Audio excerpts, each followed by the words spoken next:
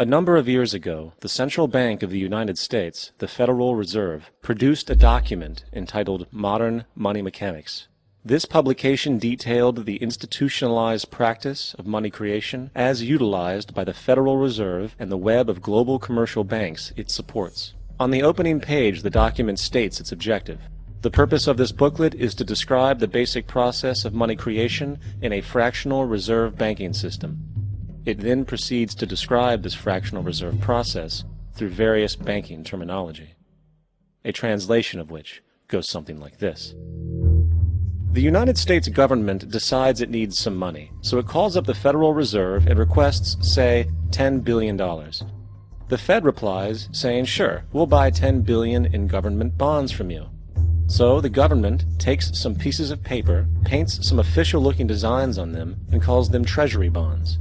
Then it puts a value on these bonds to the sum of $10 billion and sends them over to the Fed. In turn, the people at the Fed draw up a bunch of impressive pieces of paper themselves, only this time calling them Federal Reserve notes, also designating a value of $10 billion to the Fed. The Fed then takes these notes and trades them for the bonds. Once this exchange is complete, the government then takes the $10 billion in Federal Reserve notes and deposits it into a bank account. And upon this deposit, the paper notes officially become legal tender money, adding $10 billion to the U.S. money supply. And there it is.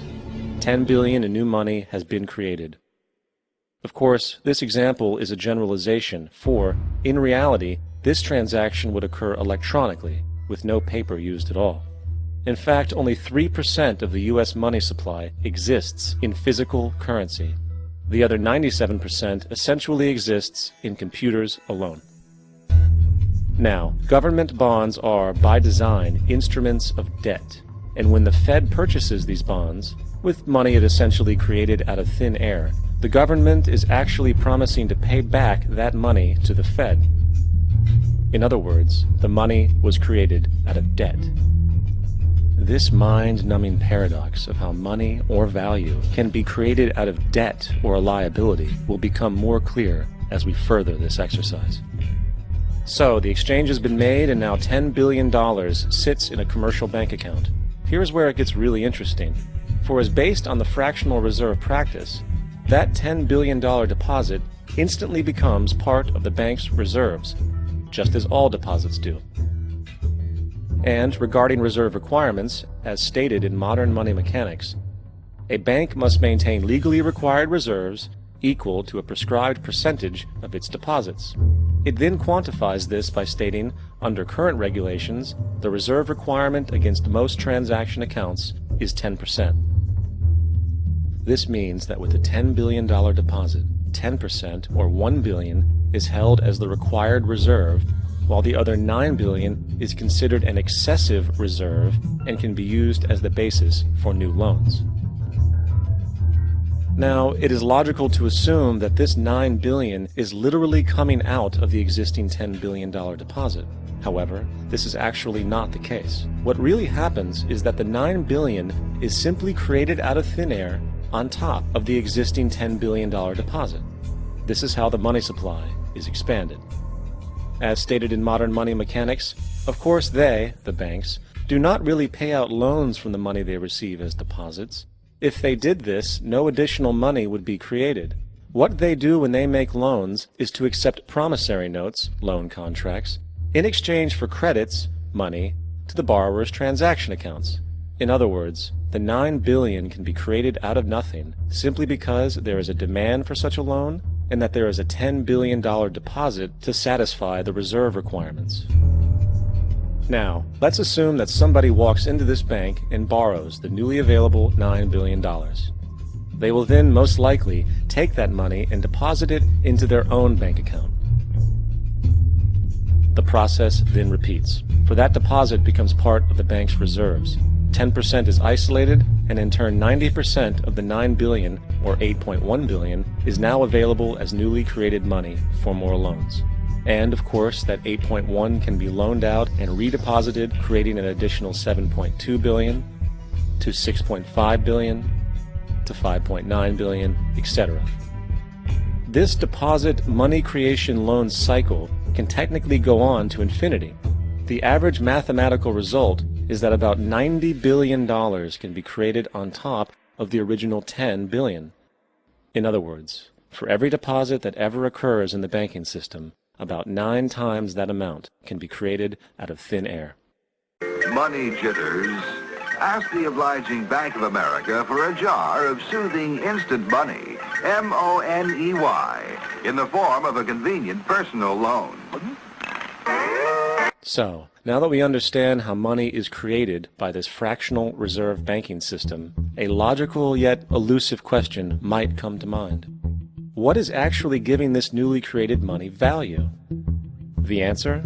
The money that already exists. The new money essentially steals value from the existing money supply. For the total pool of money is being increased irrespective to demand for goods and services. And as supply and demand finds equilibrium, prices rise, diminishing the purchasing power of each individual dollar.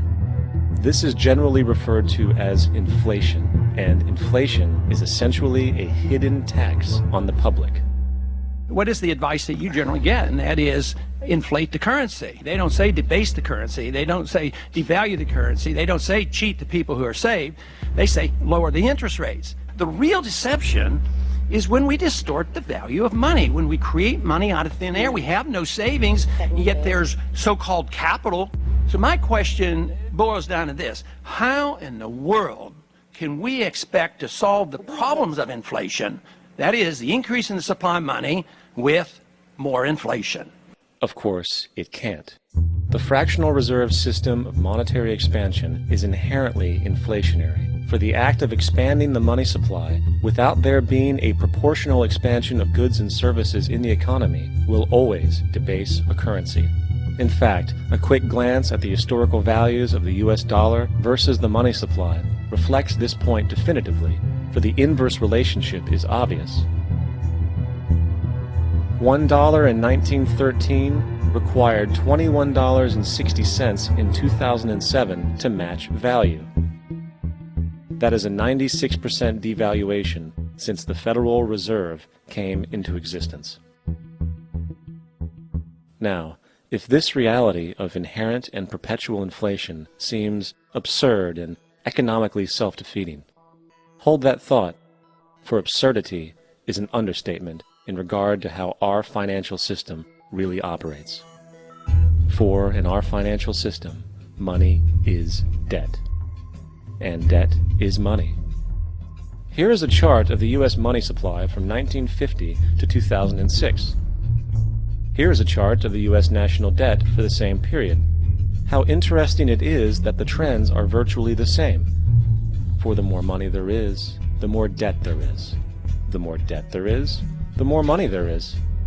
To put it a different way, every single dollar in your wallet is owed to somebody by somebody. For remember, the only way the money can come into existence is from loans. Therefore, if everyone in the country were able to pay off all debts, including the government, there would not be $1 in circulation.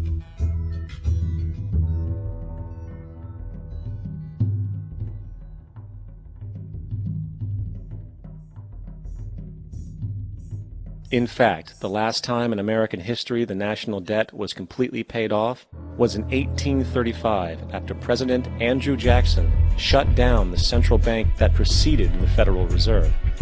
In fact, Jackson's entire political platform essentially revolved around his commitment to shut down the central bank, stating at one point, "The bold efforts the present bank has made to control the government are but premonitions of the fate that awaits the American people, should they be deluded into a perpetuation of this institution or the establishment of another like it."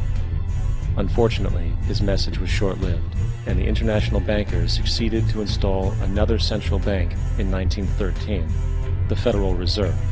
And as long as this institution exists, perpetual debt is guaranteed.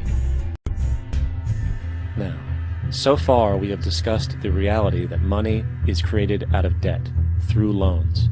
These loans are based on a bank's reserves, and reserves are derived from deposits. And through this fractional reserve system, any one deposit can create 9 times its original value, in turn debasing the existing money supply, raising prices in society. And since all this money is created out of debt and circulated randomly through commerce, people become detached from their original debt, and a disequilibrium exists where people are forced to compete for labor in order to pool enough money out of the money supply to cover their costs of living. As dysfunctional and backwards as all of this might seem, there is still one thing we have omitted from this equation. And it is this element of the structure which reveals the truly fraudulent nature of the system itself: the application of interest. When the government borrows money from the Fed, or when a person borrows money from a bank, it almost always has to be paid back with accrued interest. In other words, almost every single dollar that exists must be eventually returned to a bank with interest paid as well. But if all money is borrowed from the central bank and is expanded by commercial banks through loans, only what would be referred to as the principal is being created in the money supply. So then, where is the money to cover all of the interest that is charged? Nowhere. It doesn't exist. The ramifications of this are staggering, for the amount of money owed back to the banks will always exceed the amount of money that is available in circulation. This is why inflation is a constant in the economy, for new money is always needed to help cover the perpetual deficit built into the system, caused by the need to pay the interest. What this also means is that mathematically, defaults and bankruptcy are literally built into the system, and there will always be poor pockets of society that get the short end of the stick. An analogy would be a game of musical chairs, for once the music stops, somebody is left out to dry. And that's the point. It invariably transfers true wealth from the individual to the banks. For if you are unable to pay for your mortgage, they will take your property. This is particularly enraging when you realize that not only is such a default inevitable due to the fractional reserve practice, but also because of the fact that the money that the bank loaned to you didn't even legally exist in the first place. In 1969, there was a Minnesota court case involving a man named Jerome Daley, who was challenging the foreclosure of his home by the bank which provided the loan to purchase it. His argument was that the mortgage contract required both parties, being he and the bank, each put up a legitimate form of property for the exchange. In legal language, this is called consideration.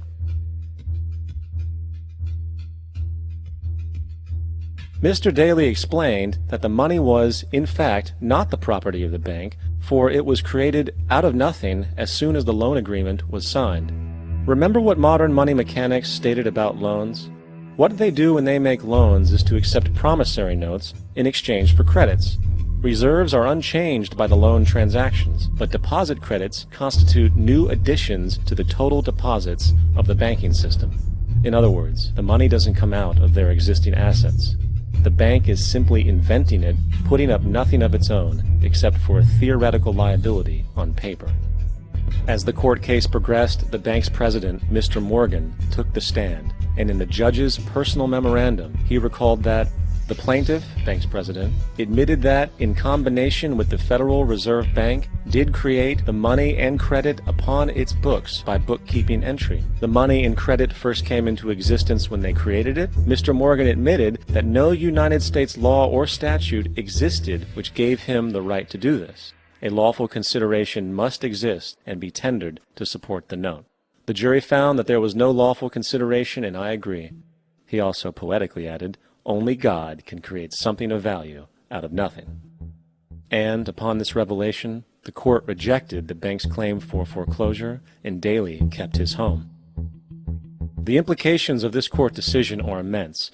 For every time you borrow money from a bank, whether it is a mortgage loan or a credit card charge, the money given to you is not only counterfeit, it is an illegitimate form of consideration, and hence voids the contract to repay, for the bank never had the money as property to begin with. Unfortunately, such legal realizations are suppressed and ignored, and the game of perpetual wealth transfer and perpetual debt continues. And this brings us to the ultimate question: why? During the American Civil War, President Lincoln bypassed the high-interest loans offered by the European banks and decided to do what the Founding Fathers advocated, which was to create an independent and inherently debt-free currency. It was called the greenback. Shortly after this measure was taken, an internal document circulated between private British and American banking interests stated, "Slavery is but the owning of labor, and carries with it the care of laborers, while the European plan is that capital shall control labor by controlling wages. This can be done by controlling the money. It will not do to allow the greenback, as we cannot control that." The fractional reserve policy perpetrated by the Federal Reserve, which has spread in practice to the great majority of banks in the world, is, in fact, a system of modern slavery. Think about it. Money is created out of debt. And what do people do when they are in debt? They submit to employment to pay it off. But if money can only be created out of loans, how can society ever be debt-free? It can't. And that's the point. And it is the fear of losing assets coupled with the struggle to keep up with the perpetual debt and inflation inherent in the system, compounded by the inescapable scarcity within the money supply itself, created by the interest that can never be repaid, that keeps the wage slave in line, running on the hamster wheel with millions of others, in effect powering an empire that truly benefits only the elite at the top of the pyramid. For, at the end of the day, who are you really working for? The banks. Money is created in a bank and invariably ends up in a bank. They are the true masters, along with the corporations and governments they support. Physical slavery requires people to be housed and fed. Economic slavery requires people to feed and house themselves. It is one of the most ingenious scams for social manipulation ever created, and at its core, it is an invisible war against the population. Debt is the weapon used to conquer and enslave societies, and interest is its prime ammunition. And as the majority walks around oblivious to this reality, the banks, in collusion with governments and corporations, continue to perfect and expand their tactics of economic warfare, spawning new bases, such as the World Bank and International Monetary